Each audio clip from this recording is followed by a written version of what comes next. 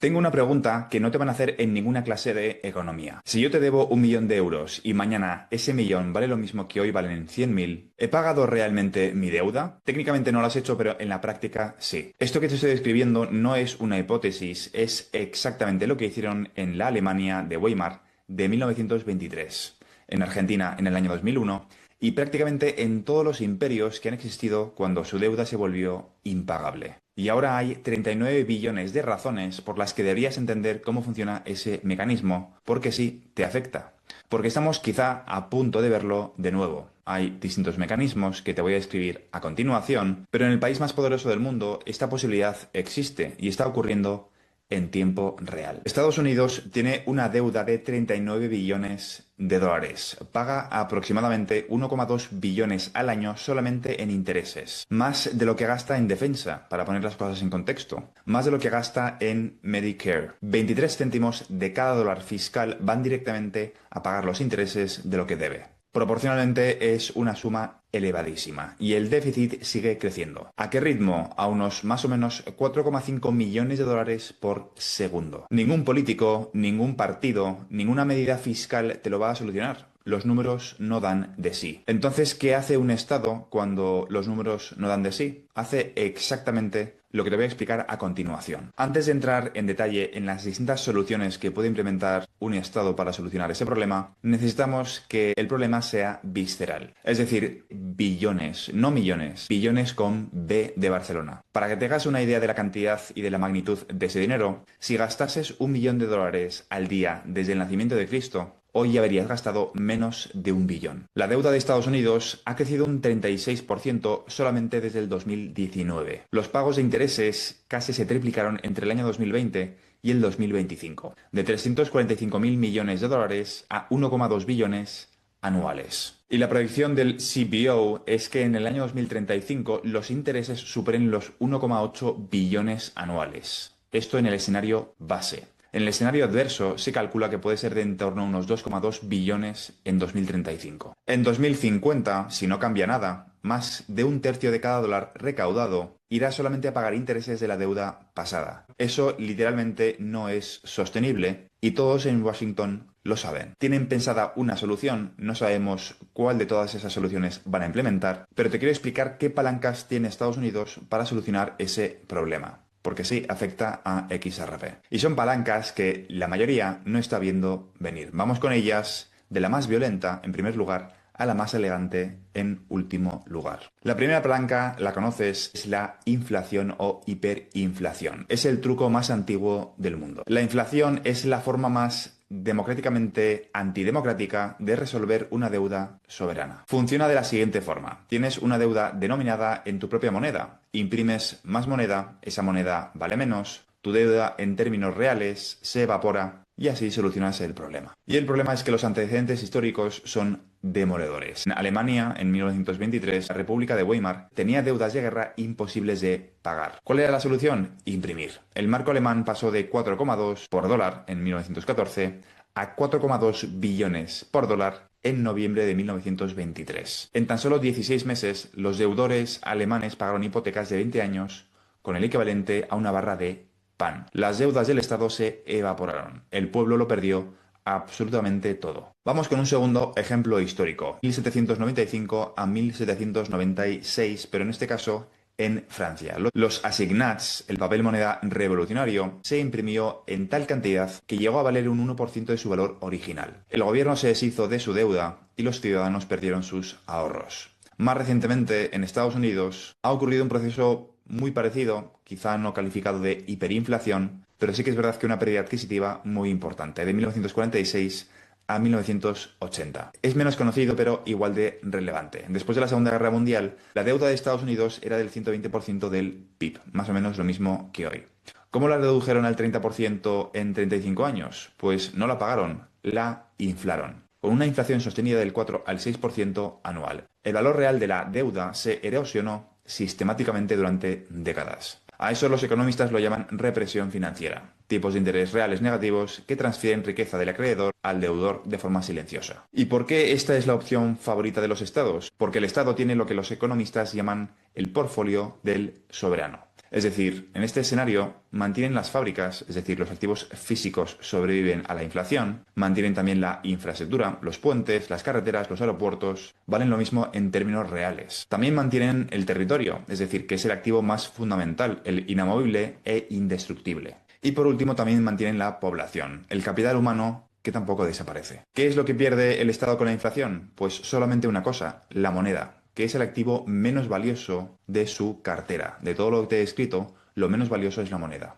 Sé que esto es un poco contraintuitivo porque los ciudadanos, por desgracia, están acostumbrados a pensar que la moneda es lo más valioso, lo que más valora la sociedad, por desgracia, es la moneda. Eso es desde el punto de vista erróneo de un ciudadano. Tu riqueza jamás debe ser conservada en dinero fiat. ¿Quién pierde con la inflación? El ciudadano que tiene sus ahorros en esa moneda. El tenedor de bonos que prestó a tipos fijos. Las clases medias que no tienen activos reales para protegerse. Japón, China, los fondos de pensiones que compraron treasuries a largo plazo. ¿Es probable este escenario? La inflación como herramienta de reducción de deuda ya está en marcha en Estados Unidos. En 2021 y 2023, la inflación acumulada erosionó el valor real de la deuda en varios puntos del PIB. La pregunta no es si va a haber inflación, la pregunta es si se va a permitir que se dispare más de lo que ya lo ha hecho. La hiperinflación, al estilo Weimar, es el escenario de cola. Improbable en Estados Unidos por el estatus del dólar como reserva mundial, pero la inflación sostenida del 4 al 8% durante 20 años, la opción entre comillas suave, es exactamente lo que ya ocurrió en la posguerra. Y es perfectamente posible que vuelva a ocurrir. Hay una probabilidad alta como herramienta parcial, pero hay una probabilidad baja como colapso hiperinflacionario. Hasta ahora te he escrito la primera palanca, que es la más extendida, pero hay otras palancas menos conocidas. Vamos con la segunda. La segunda palanca es la tokenización de activos. ¿Por qué? Pues ahora entenderás exactamente por qué. Lutnick, el secretario de Comercio de Estados Unidos, dijo algo que pasó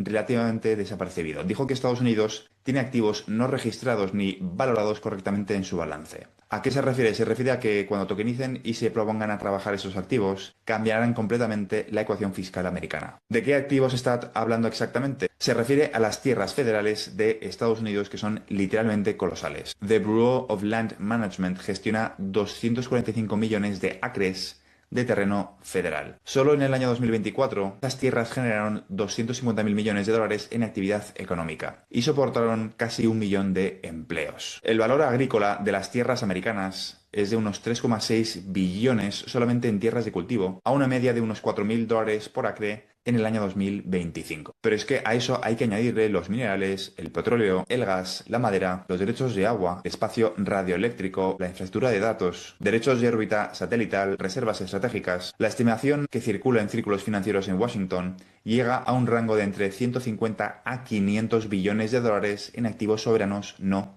monetizados. Ahora es cuando la matemática se pone interesante, porque ¿qué ocurre cuando tokenizas esos 500 billones? Trillions en inglés. El escenario conservador es que si Estados Unidos tokeniza activos por valor de, vamos a decir, no 500, pero 150 billones de dólares y obtiene un rendimiento del 0,5 anual sobre esos activos, eso equivale a unos 750.000 millones de dólares anuales. ¿Cuáles son los intereses reales actuales de la deuda? Pues en torno a unos 1,2 billones de dólares. Es decir, con el 0,5 sobre activos tokenizados cubrirías el 62% de los intereses sin subir un solo impuesto. Vamos ahora con un escenario intermedio. Es decir, no tokenizas 500 billones, pero tampoco tokenizas 150 billones. Tokenizas 300 billones de dólares. Al 1% eso implica 3 billones anuales. Eso no solamente cubre los intereses, sino que empieza a amortizar el principal. Y el último escenario, el escenario optimista, es que eres capaz de tokenizar esos 500 billones de dólares. Y no a un 1%, sino a un 2%. Eso generaría unos 10 billones anuales en ingresos, repito,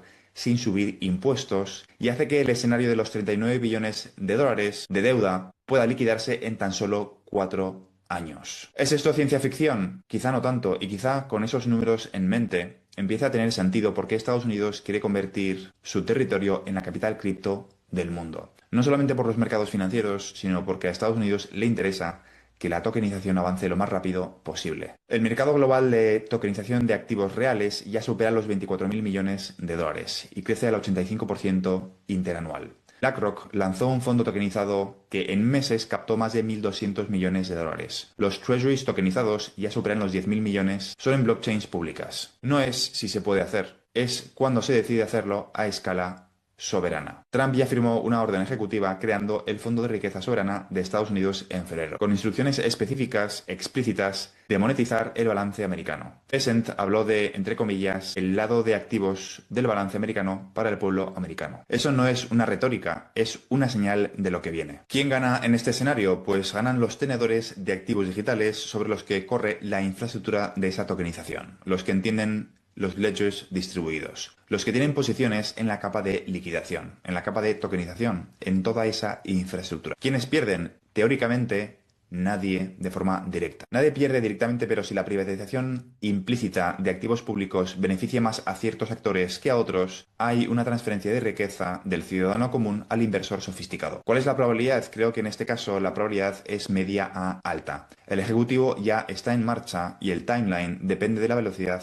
política. Hemos descrito hasta ahora dos palancas. La primera es la de la hiperinflación, la segunda la de la tokenización y la tercera es la reevaluación del oro. Vamos con la tercera. Es el truco contable del siglo y esto es real, no es una teoría de la conspiración, es la posición oficial del Tesoro de los Estados Unidos. El gobierno americano tiene alrededor de unos 200 millones de onzas Troy de oro, o el equivalente a 8.000 toneladas métricas, la mayor reserva oficial de oro del mundo por amplia diferencia. ¿Quién es el segundo mayor tenedor? Pues Alemania, con alrededor de unas 3.300 toneladas de oro, menos de la mitad. Pero aquí está el truco. ¿A qué precio contabiliza ese oro del Tesoro de los Estados Unidos? A unos 42,22 dólares la onza de Troy. Este precio fue fijado en 1973, después del colapso de Bretton Woods, y no ha cambiado en 52 años. El precio de mercado del oro hoy está alrededor de los 3.800 dólares la onza. Eso significa que el oro de Estados Unidos está contabilizado en libros a menos del 1,5% de su valor real. Es decir, en los libros consta como que son 11.000 millones de dólares. En el mercado en realidad está